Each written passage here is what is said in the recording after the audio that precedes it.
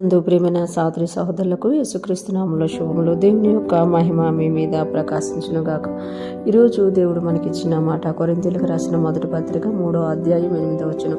నాటువాడును నీలిపోయేవాడును ఒకటే, ప్రతివాడు తాను చేసిన కష్టం కొలది జీతం పుచ్చుకొనును.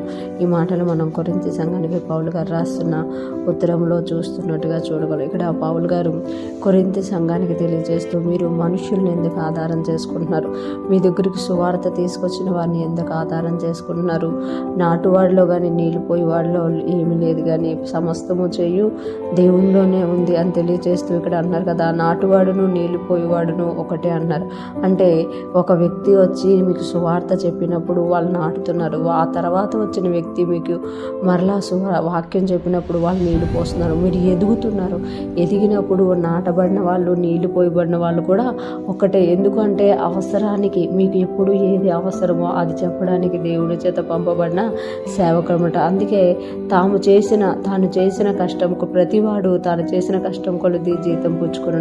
ప్రతివాడు అంటే నాటువాడు తాను చేసిన కష్టం కొలది జీతం పుచ్చుకును, నీళ్లు పోయేవాడు కూడా తాను చేసిన కష్టం కొలది జీతం పుచ్చుకోనమాట. అంటే నాటువాడు నీళ్లు పోయేవాడు కూడా ఒకటే. ఎవరు దేవుని రాజ్యంలో ఎంత పని చేస్తారో దేవుడు వాళ్ళకి అంతగా ఆశీర్వదిస్తారు అని ఇక్కడ పౌలు గారు తెలియజేస్తున్నారు. ప్రతివాడు అంటే దేవుని రాజ్యంలో ఎవరు ఏ పని చేసినా ఈ లోకంలో ఉన్న వాళ్ళు మర్చిపోవచ్చేమో, కానీ దేవుడు మర్చిపోయే దేవుడు కాదనమాట. ఆయన రాజ్యం కొరకు మనం ఏది చేస్తున్నామో ఆయన దాన్ని గుర్తించుకొని జీతం ఇచ్చే దేవుడు అనమాట. ప్రతివాడు తాను చేసిన కష్టం కొలది జీతం పుచ్చుకోను. ఈ లోకంలో ఉన్న వాళ్ళే ప్రతిరోజు చేసే ఉద్యోగానికి, ప్రతిరోజు చేసే పనికి జీతం ఇచ్చడంలో ఎంతో పర్ఫెక్ట్గా ఉంటారన్నమాట.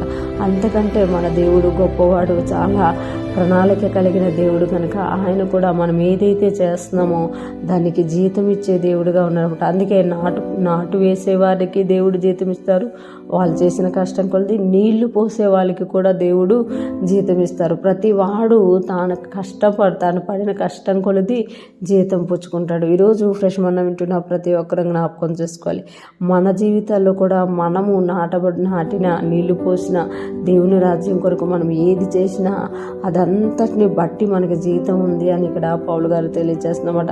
నాటువాడేమి నీళ్లు పోయేవాడేమి ప్రతి వాడు తాను పడిన కష్టం కొలది జీతం పుచ్చుకుని. మనం ఏ విషయంలో కష్టపడుతున్నామో ఈ లోకంలో ఉన్న మనుషులు గుర్తించకపోయినా దేవుడు గుర్తించి ఆ కష్టానికి తగిన జీతాన్ని ఇచ్చే దేవుడుగా ఉన్నారనమాట. ఈరోజు ఫ్రెష్ మనం ఉంటున్న ప్రతి ఒక్కరూ కూడా దేవుని రాజ్యంలో మనం కష్టపడే వారిగా ఉండాలి. దేవుని రాజ్యం కొరకు మనం ఎప్పుడైతే ప్రయాసపడతామో మన కష్టము మన ప్రయాస అనేది దేవుడి బహుమానంగా తీసుకొని రాబోతున్నాడు. తరతరాలు మనకు అది గుర్తింపుగా ఉండబోతుంది. మనం అలాగా దేవుని రాజ్యంలో పనిచేసే వారంగా, దేవుని రాజ్యంలో దేవుని కొరకు మనం పనిచేసే వారంగా ఉన్నప్పుడు, ఆయన చూసి మనం పనిచేసేవారిగా ఉన్నప్పుడు మన జీతం అనేది మనకి దేవుడు ఇస్తారన్నమాట. ఈరోజు మనము దేవుని రాజ్యంలో పనిచేసే వారంగా, ఆయన కొరకు నిలిచే వారంగా ఉందముగాక. ఆయన వచ్చినప్పుడు ఆయన తీసుకొచ్చే బహుమానాలు పొందుకుందముగాక. ఆమేన్.